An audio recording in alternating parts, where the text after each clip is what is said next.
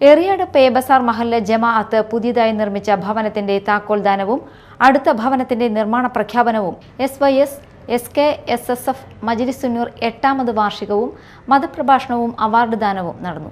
MK Mujeeb Rahman Dharimi ഉദ്ഘാടനം ചെയ്തു. ഇവിടെ സമയം വളരെ കുറവേ ഉള്ളൂ. 10 മണിയോടുകൂടി നമ്മുടെ പരിപാടി അവസാനിപ്പിക്കുകയും വേണം. ഈ ഒരു ചടങ്ങിന് വേണ്ടി ഞാൻ അറിഞ്ഞിടത്തോളം ബഹുമാന്യനായ DYSP ഒരുപാട് തിരക്കുകളുള്ള ആളാണ്. തിരുവനന്തപുരത്താണ് ഇപ്പോൾ വർക്ക് ചെയ്തുകൊണ്ടിരിക്കുന്നത്. ഈ ഒരു ചടങ്ങിന് വേണ്ടി മാത്രം അവിടെ നിന്ന് വന്നതാണ്. നമ്മുടെ മഹല്ല്, സ്വന്തം മഹല്ല് എന്നോട് പറഞ്ഞു ഇവിടെ വന്ന് കിടക്കേണ്ട ഭാഗമല്ലേ എന്ന് പറഞ്ഞപ്പോൾ ഞാൻ പോലും ഞെട്ടിപ്പോയി.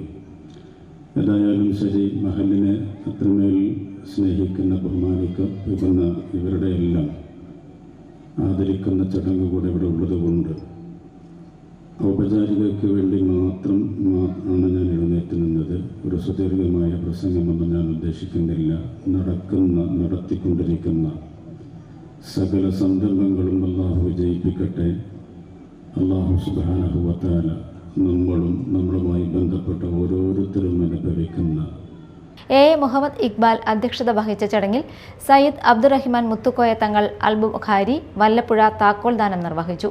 Yusuf Darimi, KK Abu Haji, KK Khader, KK Abu Haji, K Riyas, അൽ ഹസനി എന്നിവർ സംസാരിച്ചു.